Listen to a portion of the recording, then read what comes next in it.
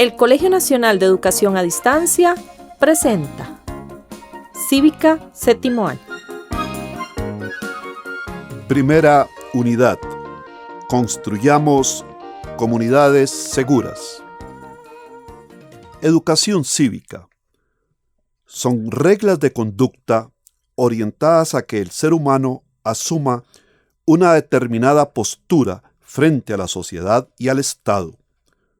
Su origen se encuentra en las costumbres actuales, normas habituales.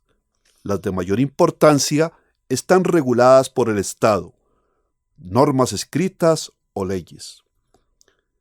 La cívica es formación ciudadana. Ese debe ser el concepto integrador de la diversidad de temas relacionados con la vida cívica, lo que les dé sentido. Lo demás puede ser útil, conveniente, noble y hasta básico, pero se sale del propósito central que debe animar el aprendizaje en este campo.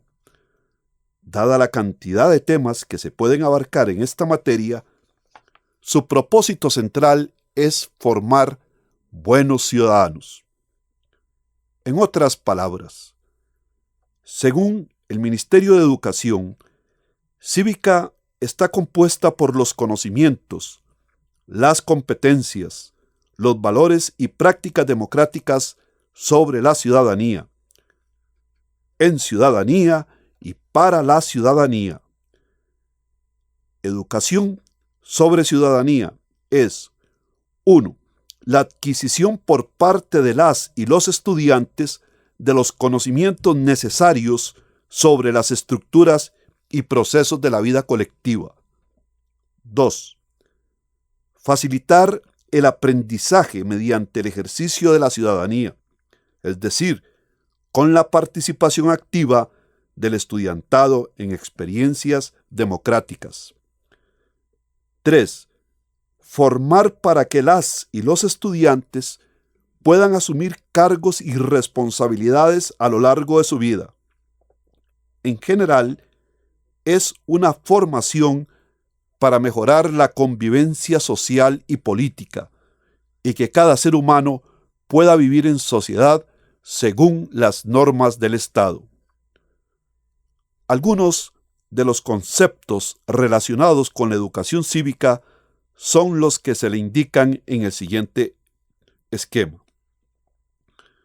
Nación, gobierno, Estado, deberes, derechos, habitante, ciudadanía, son conceptos básicos que definen lo que es la educación cívica.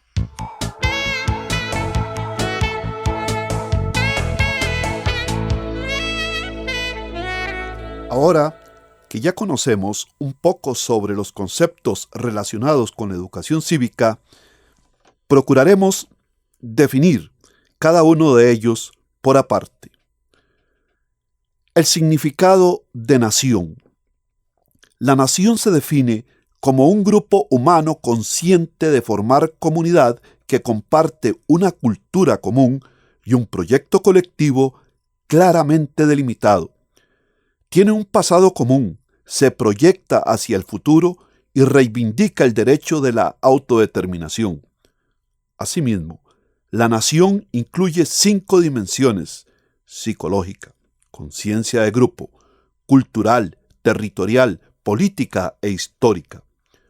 Por lo anterior, designa a la comunidad humana que forma el sustrato jurídico-político de un Estado.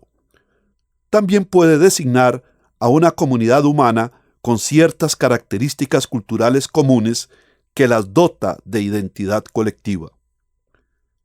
El término nación, en el sentido en que hoy lo utilizamos habitualmente, surge en el discurso político de la Revolución Francesa, pero el concepto se iría desarrollando a lo largo del siglo XIX.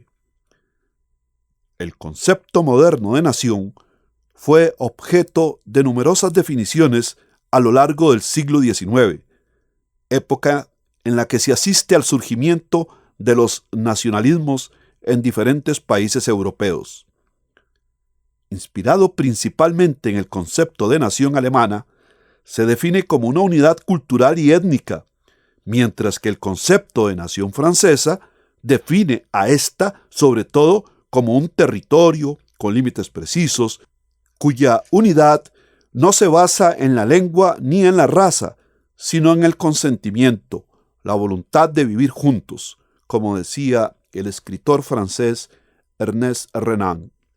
Estos dos conceptos de nación muy diferentes servirían de base a los desarrollados en otros países europeos y no europeos. El primero, llevado a sus extremos, tendría en el siglo XX derivaciones peligrosas en países como Alemania, en donde el nazismo recurrió a la lengua y a la raza para el expansionismo del Tercer Reich en los países de Europa Oriental con importantes minorías de lengua alemana y para el exterminio de grupos étnicos considerados no germánicos, como los judíos y los gitanos. Estado. Podemos definir el Estado como una sociedad jurídicamente organizada que ha sido formada por sus habitantes para vivir en orden. Algunos mecanismos inventados por las personas para lograr este bienestar son la creación de leyes, la escogencia de un gobierno elegido por el pueblo a través del voto o sufragio popular o por la aprobación general de las y los ciudadanos. Los elementos del Estado son territorio, población y gobierno. Territorio es el lugar donde está asentado el Estado. Comprende, además de la superficie del Estado, el subsuelo y el espacio aéreo. La población la constituyen los individuos nacionales que habitan el territorio de un Estado, y aunque no sean de un mismo grupo étnico, religión, costumbres, etc., forman un grupo social. El gobierno es el encargado de realizar el ordenamiento jurídico. Esto se cumple a través de los tres poderes: ejecutivo, legislativo y judicial. El Estado es un concepto político que se refiere a una forma de organización social soberana y colectiva, formada por un conjunto de instituciones involuntarias, que tiene el poder de regular la vida sobre un territorio determinado. El concepto de Estado difiere según los autores, pero normalmente se define como el conjunto de instituciones que poseen la autoridad y potestad para establecer las normas que regulan una sociedad, teniendo soberanía interna y externa sobre un territorio determinado. Asimismo, como evolución del concepto, se ha desarrollado el Estado de Derecho, por el que se incluyen dentro de la organización estatal aquellas resultantes de la división de poderes, ejecutivo, legislativo y judicial, y otras funciones más sutiles, pero propias del Estado, como la emisión de moneda propia. Gobierno. Es la organización política que comprende las instituciones autorizadas para formular y ejecutar las políticas públicas. En regímenes democráticos, está constituido por el conjunto de órganos a los que, constitucionalmente, les está confiado el ejercicio de la representación de la ciudadanía. En sentido amplio, lo constituyen todos los poderes. En sentido restringido, se utiliza para referirse al poder ejecutivo. El concepto es de uso frecuente y poco preciso. En la terminología política, tanto los mecanismos a través de los que se lleva a cabo la dirección pública de la colectividad social, como el aparato que hace a aquella posible. El gobierno, por tanto, adquiere significados concretos, diversos, que pueden aludir a la forma de organización global en un Estado, o régimen político, a la acción misma de elaboración de las políticas públicas o gobernación, o a la organización institucional donde reside la autoridad formal del Estado.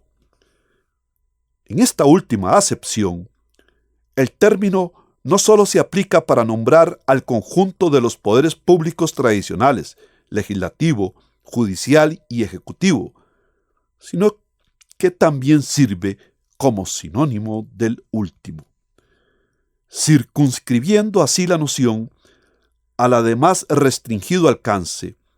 El gobierno es una institución política de existencia universal, a diferencia de los parlamentos o los tribunales, por lo que se identifica asiduamente con el poder estatal en sentido estricto.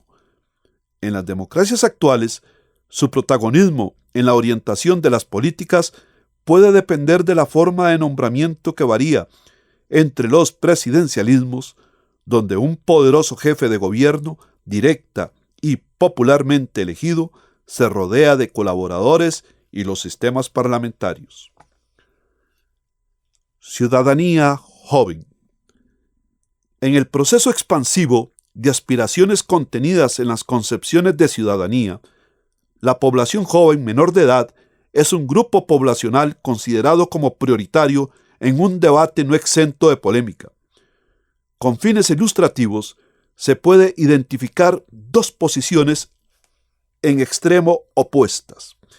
En un extremo, afín a la noción minimalista, se argumenta que desde un origen, la persona ciudadana se distingue porque está habilitada para el ejercicio pleno del derecho a elegir y ser electa a puestos de elección, y que este criterio es suficiente para excluir a las personas menores de edad de esa categoría. En el otro extremo, influido por enfoques maximalistas, se considera que el menor de edad es sujeto pleno de derechos y que la inhabilitación jurídica para ejercer el sufragio o voto es discriminatorio, que en nada corresponde al principio de libertad ni a las aspiraciones de igualdad y justicia. En general, las posiciones intermedias sobre ciudadanía joven reconocen que la mayoría de edad para votar o para ocupar puestos públicos no es limitante para el ejercicio de la ciudadanía en otros ámbitos: familia, escuelas, comunidades locales, organizaciones de voluntariado, etc., por jóvenes menores. La ciudadanía de las personas jóvenes menores de edad reconoce que estos van adquiriendo progresivamente autonomía y capacidades para ejercer plenamente sus derechos y responsabilidades, tutelada su dignidad y el principio del interés superior del menor por la institucionalidad democrática. Es precisamente la institucionalidad vigente de los estados democráticos la que, a juicio de este enfoque, debe mejorarse o adaptarse de acuerdo con la aspiración de ciudadanía efectiva de los jóvenes. Las mejoras que se proponen incluyen la transformación de una cultura adultocéntrica, dominante, y el fomento de mecanismos dialógicos, participativos y de ejercicio de autoridad con responsabilidades. La ciudadanía joven incluye entonces todos los derechos de las y los ciudadanos en general, excepto el de elegir y ser elegidos en cargos públicos. Ciudadana y ciudadano. La ciudadana o ciudadano es toda aquella persona que tenga deberes y derechos civiles, políticos y sociales. Por lo tanto, para ser ciudadano en nuestro país se debe tener más de 18 años. La ciudadanía civil comprende los derechos necesarios para la libertad individual, personal, de expresión, de pensamiento y religiosa, el derecho de propiedad, el de suscribir contratos y el derecho a la justicia. En el campo político se garantiza el derecho de participar en el ejercicio de poder político, como elector o como postulante a un cargo público de elección popular. En la parte social, abarca desde el derecho a un mínimo bienestar económico y de seguridad hasta el pleno disfrute de los derechos históricos y culturales. Las principales características que definen al ciudadano y a la ciudadanía es un asunto que ha provocado polémica en la academia y en el discurso político, e incluso recientemente se ha recurrido a la expresión buen ciudadano.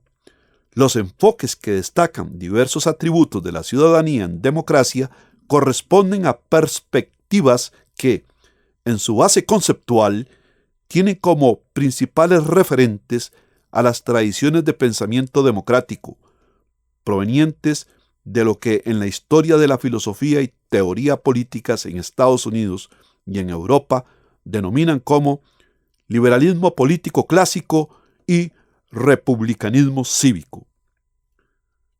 Ciudadanía y democracia.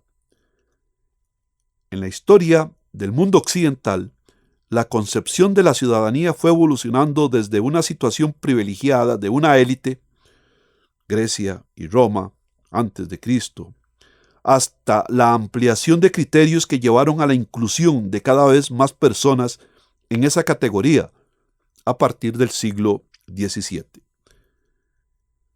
Desde su origen, en todas sus concepciones, la ciudadanía supone el reconocimiento y el ejercicio de derechos diferentes a los que tienen aquellas personas que no son consideradas como ciudadanas, y está en relación directa con la potestad del ejercicio de la libertad. En la perspectiva mínima, el término ciudadanía se utiliza para definir la condición del ciudadano perteneciente a una sociedad o comunidad política. El elemento distintivo del ciudadano, que por lo general incluye a la mayoría de la población, es que goza de ciertos derechos diferentes a los no ciudadanos, con quienes comparte un territorio o espacio común. Los derechos especiales y de algún modo excepcionales se refieren a la posibilidad de incidir en las decisiones públicas. Según lo anterior, los requisitos para una ciudadana o ciudadano son los que a continuación leeré. Hay que ser un nacional o miembro de la comunidad política. Hay que ser poseedor o titular de derechos políticos, o sea, de quien dispone de derechos para elegir a sus gobernantes y a ser electo a puestos de gobierno. Congruente con estas premisas, la ciudadanía consiste en alcanzar un estatus mediante el cual las personas adquieren una serie de derechos y mecanismos de participación garantizados jurídicamente para proteger su autonomía e intereses individuales frente a posibles arbitrariedades de los cuerpos colectivos, la organización política u otros individuos. La ciudadanía es, además, una condición o situación legal, formal y procedimental que refiere a la libertad que cada persona tiene de elegir el grado de su vinculación a los asuntos públicos. El ciudadano o la ciudadana es poseedor de un título para defender su autonomía. Habitante. Personas que constituyen la población de un barrio, ciudad, provincia o nación. No todos los habitantes son parte de la ciudadanía, pero todos tienen derechos y deberes ciudadanos, con la excepción para algunos como las personas menores de edad y los extranjeros, de elegir y ser electos en puestos públicos. Derechos. El derecho es el orden normativo e institucional de la conducta humana en sociedad inspirado en postulados de justicia, cuya base son las relaciones sociales existentes que determinan su contenido y carácter. En otras palabras, es el conjunto de normas que regulan la convivencia social y permiten resolver los conflictos interpersonales. La anterior definición da cuenta del derecho positivo o efectivo, pero no explica su fundamento. Por ello, juristas, filósofos y teóricos del derecho han propuesto a lo largo de la historia diversas definiciones alternativas y distintas teorías jurídicas sin que exista hasta la fecha consenso sobre su validez. De igual forma, también se le conoce como el conjunto de leyes, reglamentos y demás resoluciones obligatorio creado por el Estado para la organización del orden social. Regula la convivencia social y permite manejar o resolver los conflictos interpersonales, grupales o institucionales. El derecho tiene un carácter conservador por su misma naturaleza, pero también establece las formas de transformar sus partes. Deberes. Una obligación o deber es la situación en la cual una persona tiene que dar, hacer o no hacer. La etimología de la palabra obligación proviene del latín obligare, que significa atar, dejar ligado. El término puede referirse a obligado, economía, como abastecedor de mercancías a una ciudad. Obligación jurídica. En derecho, una obligación es un vínculo jurídico por virtud del cual una persona llamada deudor queda unida a otra llamada acreedor para que de una prestación que puede ser dar algo, realizar una acción o mantener una abstención. Obligación moral. Se define como la presión que ejerce la razón sobre la voluntad en frente de un valor. Los conceptos anteriores nos enseñan los principales términos que trabaja la educación cívica, pero ¿qué establece nuestra Constitución y los códigos sobre la ciudadanía? Veamos. Constitución Política, artículo número 1. Costa Rica es una república democrática, libre e independiente. Artículo 18. Los costarricenses deben observar la Constitución y las leyes, servir a la patria, defenderla y contribuir para los gastos públicos. Artículo 19. Los extranjeros tienen los mismos deberes y derechos individuales y sociales que los costarricenses, con las excepciones y limitaciones que esta Constitución y las leyes establecen. No pueden intervenir en los asuntos políticos del país y están sometidos a la jurisdicción de los tribunales de justicia y de las autoridades de la República, sin que puedan ocurrir a la vía diplomática, salvo lo que dispongan los convenios internacionales. Código de la Niñez y la Adolescencia. Artículo 11. Deberes. En el ejercicio de libertades y derechos, las personas menores de edad estarán obligadas a respetar las restricciones establecidas por la ley, la moral y el orden público. En particular, deben cumplir con los siguientes deberes: honrar a la patria y sus símbolos, respetar los derechos y las garantías de las otras personas, honrar, respetar y obedecer a sus padres, representantes o responsables, siempre que sus órdenes no violen sus derechos y garantías o contravengan el ordenamiento jurídico. Ejercer activamente sus derechos y defenderlos. Cumplir sus obligaciones educativas. Respetar la diversidad de conciencia, pensamiento, religión y cultura. Conservar el ambiente. Queridos estudiantes, luego de haber escuchado las explicaciones, le voy a pedir que respondan las siguientes preguntas. ¿Cuál es su concepto de educación cívica? ¿Por qué es importante esta materia? ¿Cuál es la característica que define a Costa Rica como nación? Explíquese cuál es la diferencia entre Estado y gobierno. Siguiente pregunta. El elegir y ser elegido en cargos públicos diferencian los conceptos de ciudadanía y ciudadanía joven. ¿Considera usted que estas diferencias se deben mantener en una sociedad democrática? Procure explicarlo. ¿cuáles características hacen de usted un habitante de Costa Rica? Procure, alrededor de esta pregunta, formular 2 ideas. Con los siguientes conceptos básicos, le voy a pedir que elabore un diccionario, es decir, procure ordenar de manera alfabética todas las palabras, una síntesis del significado y agrégueles, si le es posible, un dibujo que lo represente. Nación, territorio, Estado, gobierno, educación cívica, población.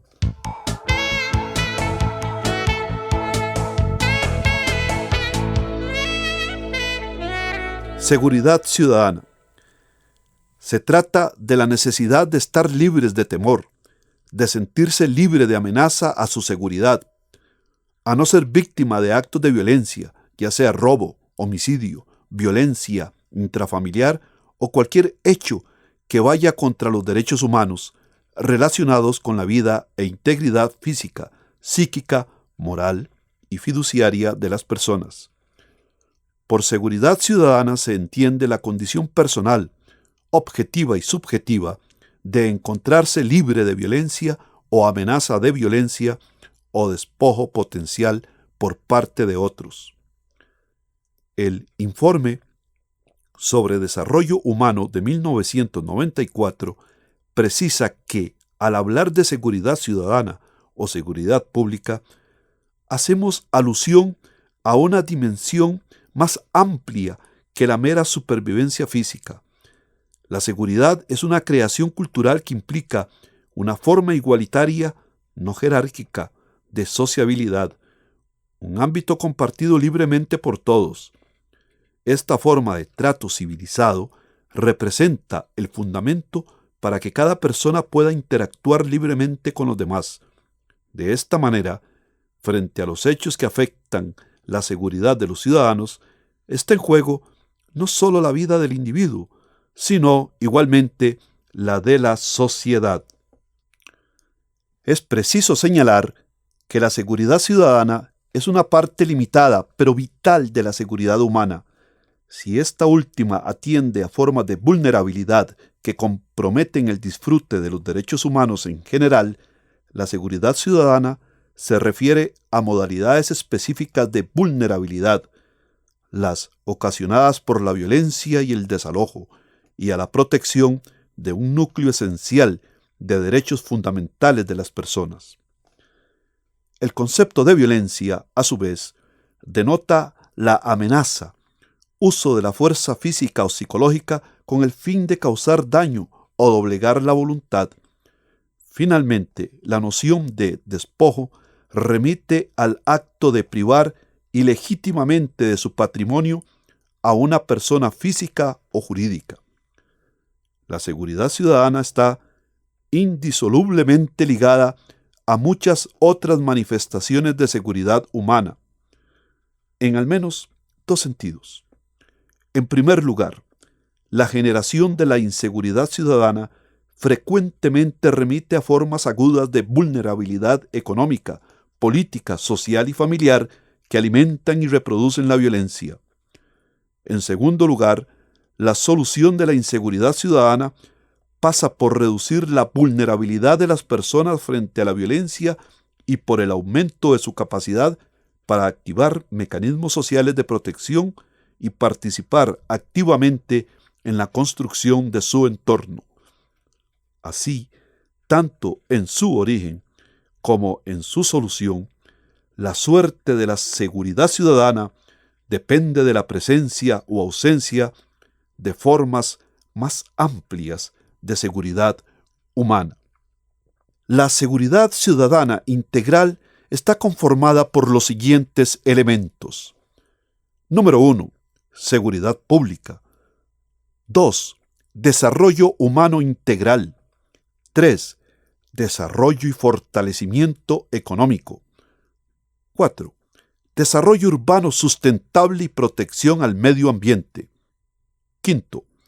fortalecimiento institucional y transparencia. Es preciso señalar que la seguridad ciudadana es una parte limitada, pero vital, de la seguridad humana. Si esta última atiende a formas de vulnerabilidad que comprometen el disfrute de los derechos humanos en general, la seguridad ciudadana se refiere a modalidades específicas de vulnerabilidad, las ocasionadas por la violencia y el despojo, y a la protección de un núcleo esencial de derechos fundamentales de las personas. El concepto de violencia, a su vez, denota la amenaza, uso de la fuerza física o psicológica con el fin de causar daño o doblegar la voluntad. Finalmente, la noción de despojo remite al acto de privar ilegítimamente de su patrimonio a una persona física o jurídica. La seguridad ciudadana está indisolublemente ligada a muchas otras manifestaciones de seguridad humana, en al menos dos sentidos. En primer lugar, la generación de la inseguridad ciudadana frecuentemente remite a formas agudas de vulnerabilidad económica, política, social y familiar que alimentan y reproducen la violencia. En segundo lugar, la solución de la inseguridad ciudadana pasa por reducir la vulnerabilidad de las personas frente a la violencia y por el aumento de su capacidad para activar mecanismos sociales de protección y participar activamente en la construcción de su entorno. Así, tanto en su origen como en su solución, la suerte de la seguridad ciudadana depende de la presencia o ausencia de formas más amplias de seguridad humana. Inseguridad ciudadana se define como el temor a posibles agresiones, asaltos, secuestros, violaciones, de los cuales podemos ser víctimas. Entre las causas de la inseguridad ciudadana están el desempleo que vive una gran cantidad de personas.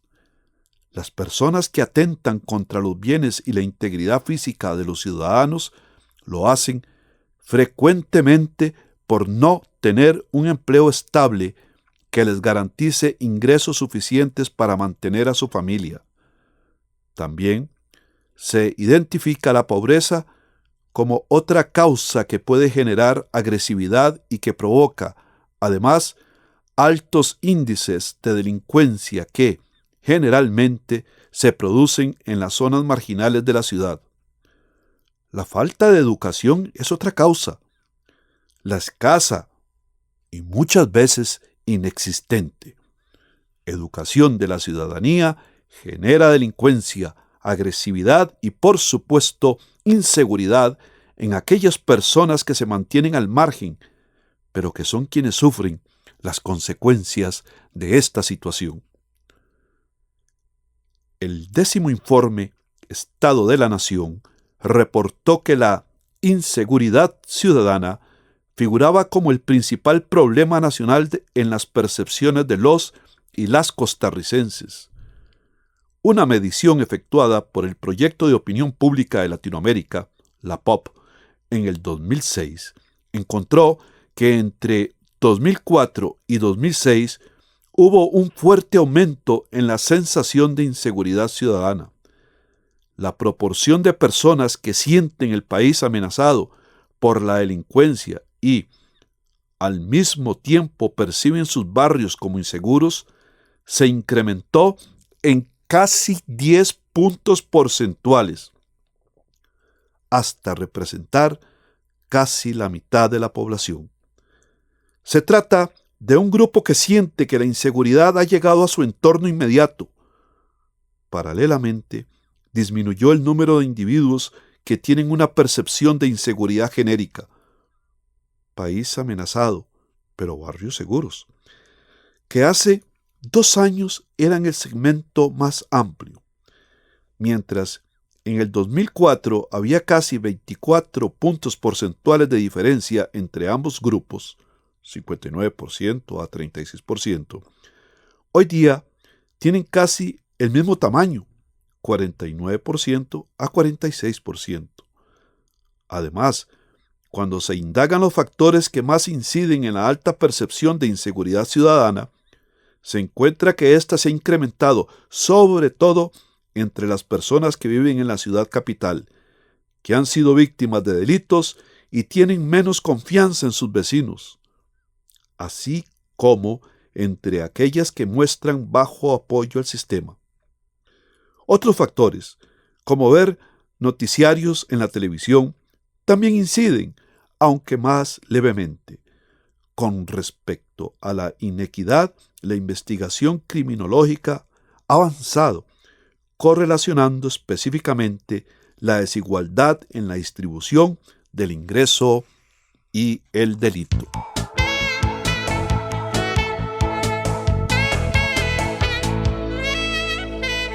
Comunidad. La palabra comunidad tiene su origen en el término latino comunitas. El concepto hace referencia a la cualidad de común, por lo que permite definir a distintos tipos de conjuntos de las personas que forman parte de un pueblo, región o nación. De las naciones que se encuentran unidas por acuerdos políticos y económicos, como la Comunidad Europea o el Mercosur, o de personas vinculadas por intereses comunes, como la Comunidad Católica.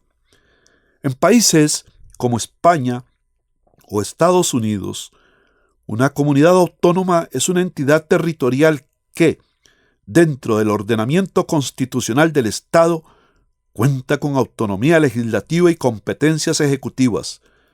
También dispone de la facultad de administrarse a través de sus propios representantes. Puede decirse que una comunidad es un grupo de seres humanos que comparten elementos en común como idioma, costumbres, ubicación geográfica, visión del mundo o valores. Por ejemplo, dentro de una comunidad se suele crear una identidad común mediante la diferenciación de otros grupos o de otras comunidades. Desde el punto de vista de la sociología, ciertos lugares como las cárceles o los cuarteles también son comunidades que pueden ser descritas y analizadas.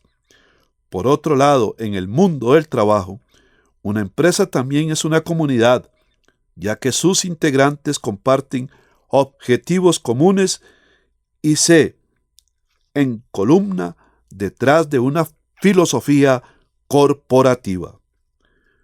Gracias al desarrollo de las nuevas tecnologías y de la red Internet, se ha formado lo que se conoce como comunidades virtuales. Las redes sociales, los foros, los sistemas de mensajería y los blogs son sitios que permiten la creación de este tipo de comunidades. Comunidad y utopía. Las utopías suelen ser teorías o credos alrededor del concepto de comunidad como asociación voluntaria, cuyo fin es el bien común y con relaciones de tipo igualitarias. Hay muchos ejemplos y mucha literatura sobre ambos temas como comunidad y utopía, pero no necesariamente ambos términos están unidos. Por ejemplo, una comuna es una comunidad y una utopía, el libro de Tomás Moro, Utopía, simplifica una misión de convivir en una comunidad.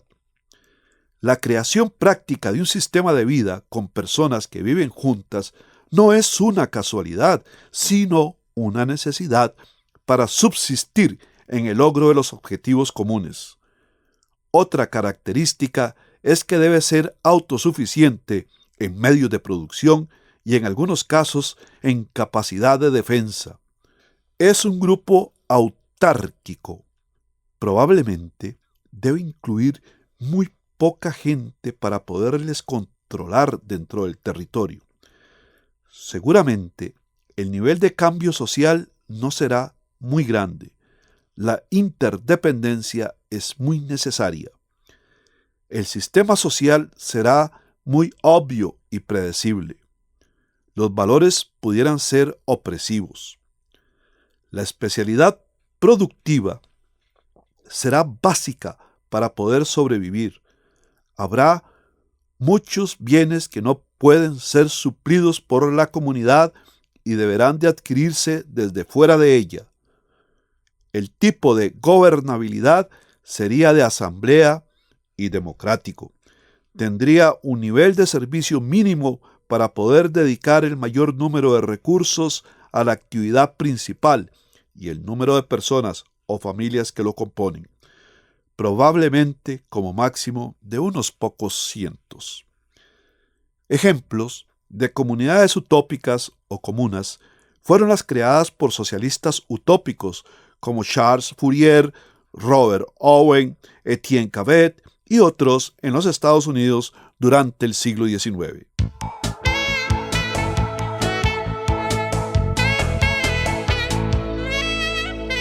Organización comunitaria.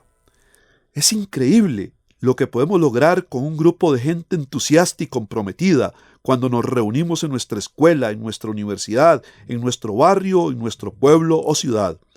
Aún cuando estamos en las peores de las condiciones, somos capaces de resolver problemas locales, ayudar a nuestros colegas y otras personas necesitadas y hacernos más fuertes. Y cuando el pueblo es más fuerte, la democracia es posible. Es sencillo cuando actuamos juntos. Somos más efectivos en la búsqueda de soluciones para los problemas que nos afectan en nuestra vida diaria. Un intento de definición. Organización comunitaria es el proceso por medio del cual las ciudadanas y los ciudadanos actúan juntos para mejorar la vida en su comunidad. En otras palabras, la organización comunitaria significa que la gente se une para cambiar el estado de las cosas en sus lugares de vivienda, estudio o trabajo. Hablando de cambio, un resultado importante de la organización comunitaria es el cambio. Cambio en nuestras vidas, en nuestros barrios, donde sea que el proceso se esté llevando a cabo. Al hacer organización comunitaria, adquirimos habilidades, nos hacemos responsables del futuro de nuestras comunidades y desarrollamos capacidad de liderazgo. La gente suele tenerle miedo al cambio, a cualquier cambio, bien sea en nuestras vidas personales o en nuestra sociedad. Pero vivimos en un mundo en el que la única constante es el cambio. Todo cambia. Los niños se hacen adolescentes y los adolescentes adultos y los adultos a su vez envejecen. Las estaciones cambian. La primavera sigue al invierno y después de este sigue el otoño. El mundo cambia y los regímenes autoritarios caen. Y nuestra sociedad libre y democrática emerge. Si se teme al cambio, se queda atascado sin poder avanzar con las vidas y los proyectos. Hay varias sugerencias para sobreponerse al miedo del cambio. 1. Espere que el cambio ocurra. Dado que vivimos en un universo cambiante, espere el cambio. Bien sea un cambio bueno o uno difícil, un cambio transformativo o cualquier tipo de cambio. 2. Hágase amigo del cambio. Trate de no pelear contra el cambio. Hágase su amigo incondicional. No importa la forma en que se llegue. 3. Reciba el mensaje del cambio. Escuche atentamente las verdades que vienen en los vientos del cambio, ya que traen información acerca del pasado. la sabiduría del presente y la dirección del futuro. ¿Por qué organizarse? En breve, para ser más efectivos en nuestras actividades. Esto significa hacer lo necesario para tener éxito con los recursos disponibles en un periodo específico. Al organizarnos, nuestra actividad se hace más estructurada y nos acercamos más al éxito. Como seres humanos, no podemos alcanzar ninguna meta si actuamos de manera caótica. Necesitamos una estructura, ya que todo en el universo está organizado, desde los elementos minerales, pasando por los seres humanos y las sociedades, hasta los átomos y las galaxias. La organización comunitaria nos permite tener voz y voto en el proceso de toma de decisiones que nos afectan y nos ayuda a desarrollar una confianza y un sentido de unidad entre los que pertenecemos a una misma comunidad. Juntos podemos resolver nuestros problemas y trabajar por una buena causa común. La organización comunitaria representa una estrategia para trabajar por un cambio a mayor escala en nuestra sociedad. ¿Cómo organizarse? Se debe ser claro, enfocado y consistente. La gente se motiva según sus propios intereses. Uno de los errores más comunes que podemos cometer a medida que intentamos organizarnos es pensar que nuestros propios intereses son idénticos a los de la gente de nuestra comunidad. Si queremos saber lo que en realidad le interesa a la gente, debemos escuchar atentamente. Los miembros de la comunidad conocen mejor lo que quieren cambiar y trabajarán de conformidad con ese conocimiento. No estarán motivados a trabajar si alguien más les dice qué hacer. Los miembros de la comunidad actúan cuando están disconformes con alguna situación, como los altos precios, las tarifas de buses, las calles en mal estado, etc. Para tener éxito, hay que ser claros y mantenerse enfocados hacia los resultados que se quieren obtener y mostrar disciplina durante el proceso. Sueños, metas, objetivos y planes de acción. Pensemos en un momento sobre cómo nos gustaría que se viera nuestra calle, nuestra ciudad o nuestro país 3 o 5 años hacia el futuro. ¿Cómo habrá cambiado la situación una vez hayamos terminado nuestro trabajo? Imaginen cómo se verán las calles y cómo cambiarán nuestras vidas como miembros de la comunidad a raíz del trabajo que habremos hecho.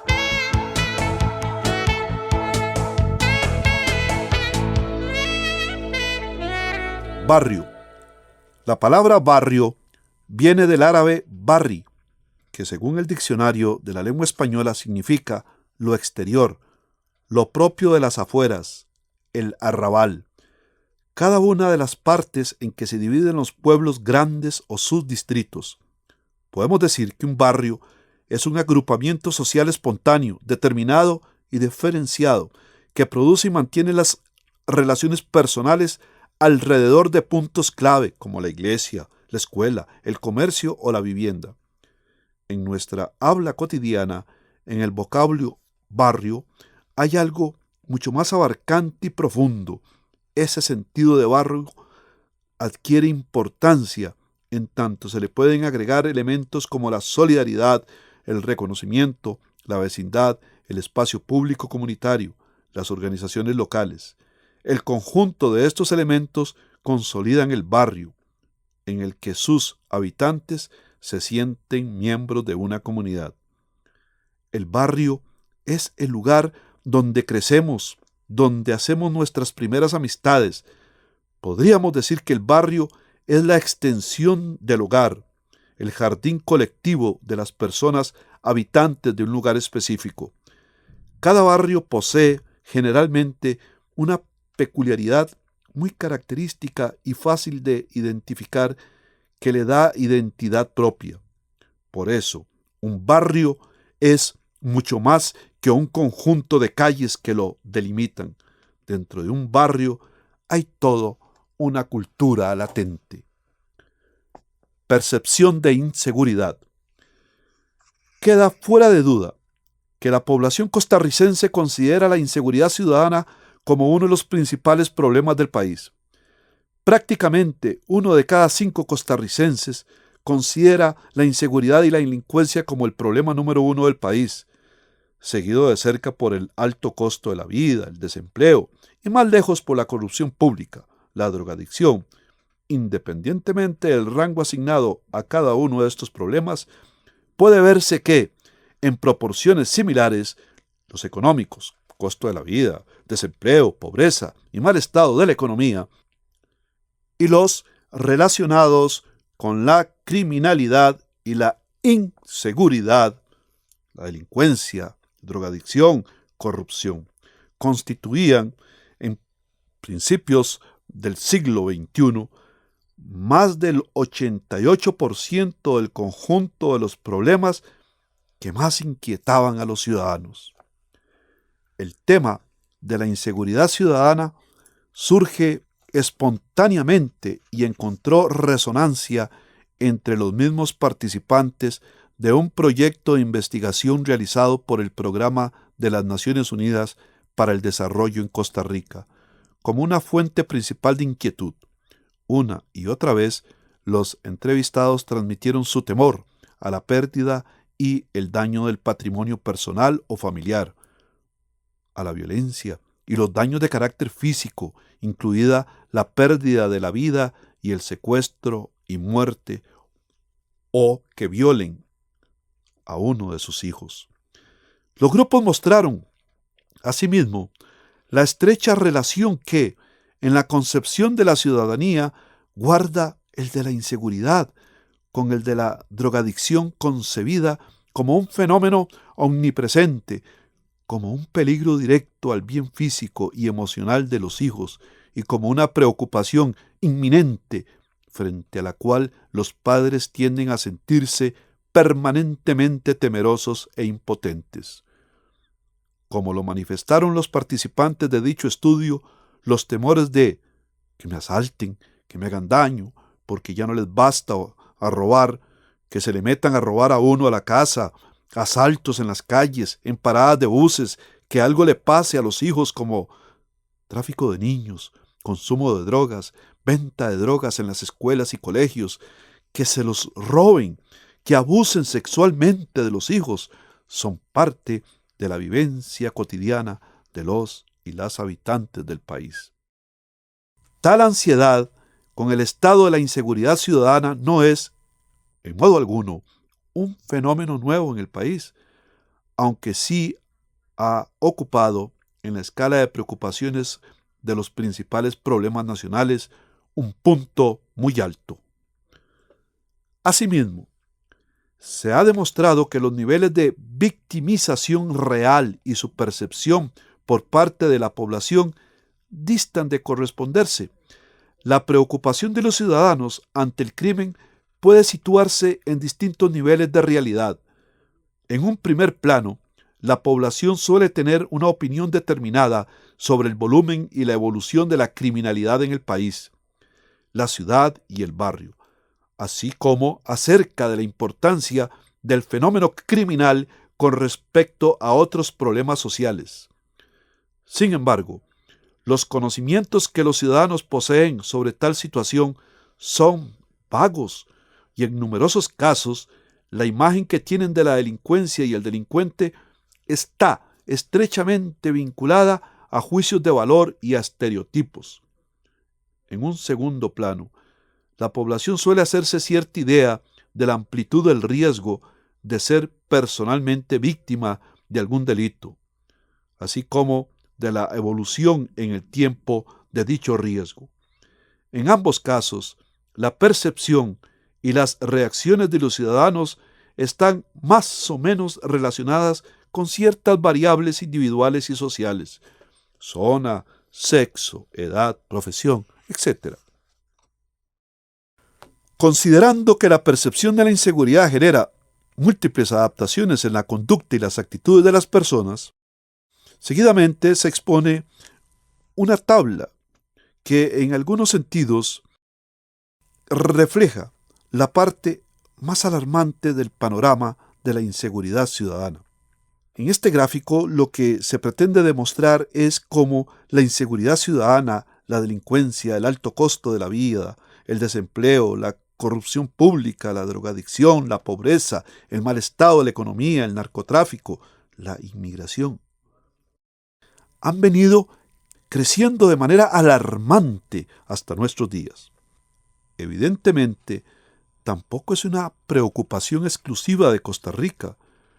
En la República de El Salvador, por ejemplo, el fin del conflicto bélico vino acompañado de la emergencia de la delincuencia como el principal problema del país. En 1996, ya a finales del siglo XX, casi que el 65% de los salvadoreños lo consideraban así, muy por encima de sus ansiedades económicas, como el desempleo y la pobreza. Aún en países con tasas de victimización relativamente bajas en el contexto regional, como Argentina, a finales de la década de los 90, la delincuencia había llegado a ocupar el segundo lugar de las preocupaciones de los habitantes de Buenos Aires. La preocupación de los ciudadanos ante el crimen puede situarse en distintos niveles de realidad. En un primer plano, la población suele tener una opinión determinada sobre el volumen y la evolución de la criminalidad en el país, la ciudad y el barrio, así como acerca de la importancia del fenómeno criminal con respecto a otros problemas sociales. Sin embargo, los conocimientos que los ciudadanos poseen sobre tal situación son vagos e incorrectos, y en numerosos casos, las imágenes de la delincuencia y del delincuente están estrechamente vinculadas a juicios de valor y a estereotipos. En segundo plano, la población suele hacerse cierta idea de la amplitud del riesgo de ser personalmente víctima de algún delito, así como de la evolución en el tiempo de dicho riesgo. En ambos casos, la percepción y las reacciones de los ciudadanos están más o menos relacionadas con unas variables individuales y sociales, zona, sexo, edad, profesión, etc. ¿Temor de qué? Cuando se habla de percepción de inseguridad, ¿a qué concretamente se le teme? Al igual que los niveles de victimización, la percepción de inseguridad no es homogénea entre las diversas manifestaciones de la violencia y el despojo.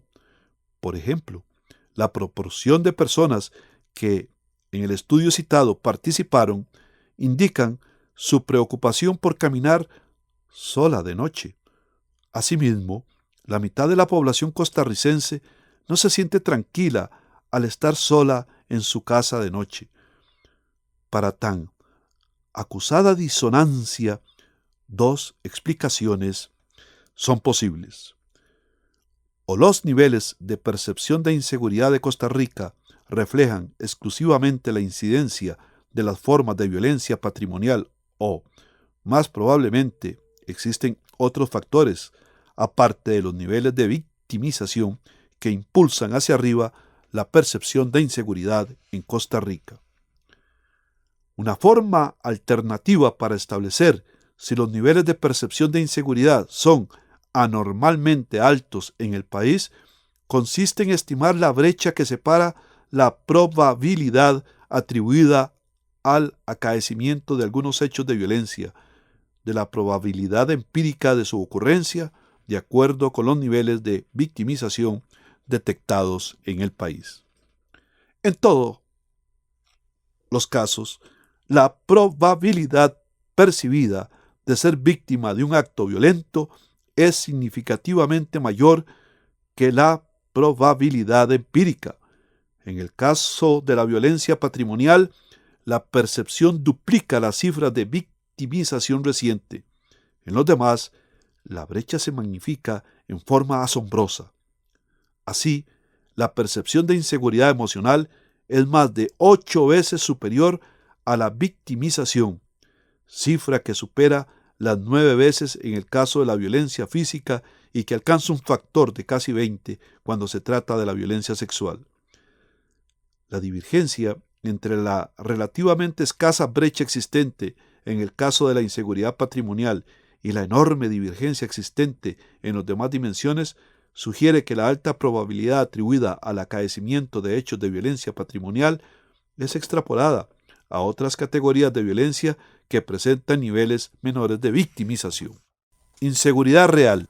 Comúnmente suele llamarse inseguridad al conjunto de hechos cotidianos de violencia atentados a la vida humana y al patrimonio, y a otras prácticas como la amenaza, la extorsión y los actos contra la libertad sexual, los cuales afectan la calidad de vida de población, manteniendo en muchos casos una intranquilidad y angustia entre los habitantes de un barrio, de una ciudad o incluso de un país.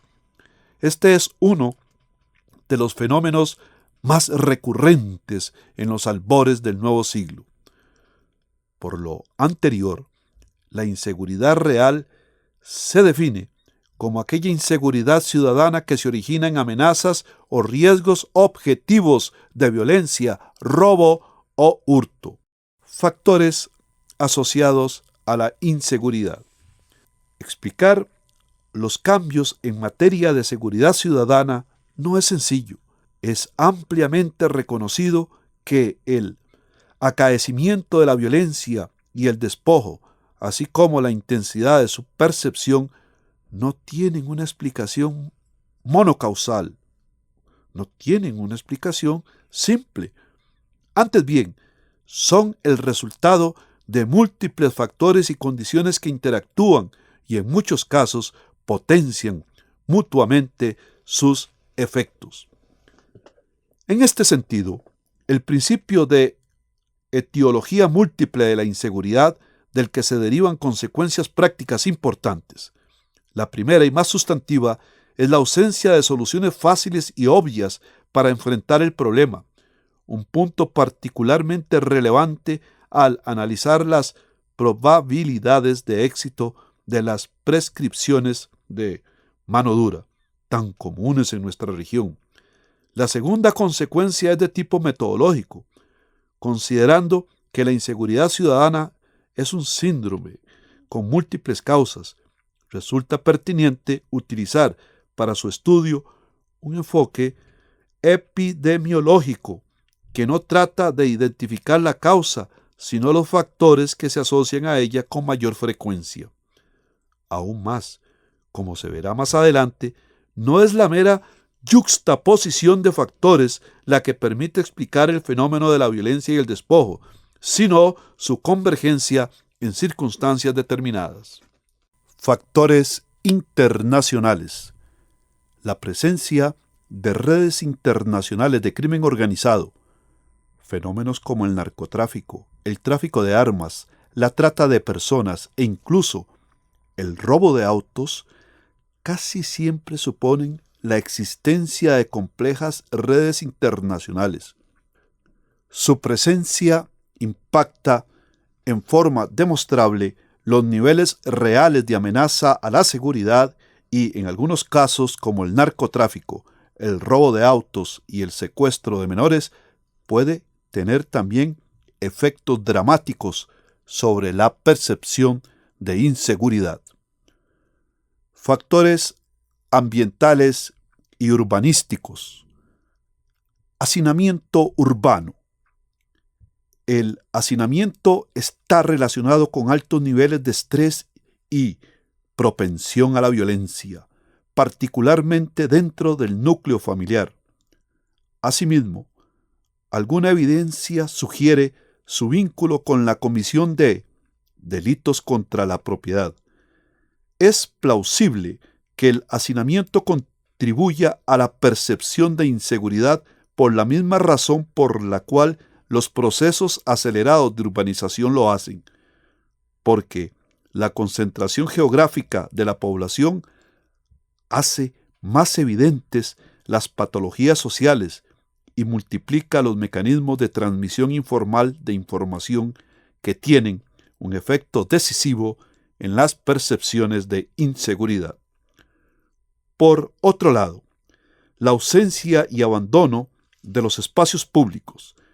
En este apartado se hace referencia, por ejemplo, al círculo vicioso que genera la desolación de estos espacios, lo cual los hace más proclives a albergar actos violentos o delictivos, lo que a su vez genera un mayor abandono de la vía pública. Además, el deterioro de los espacios públicos contribuye a generar un paralelo sentimiento de deterioro social, con visibles efectos sobre la percepción de inseguridad. Asimismo, cabe mencionar aquí la carencia de espacios de recreación para la juventud, cuyo papel en la propagación de la violencia puede resultar decisivo en algunos contextos.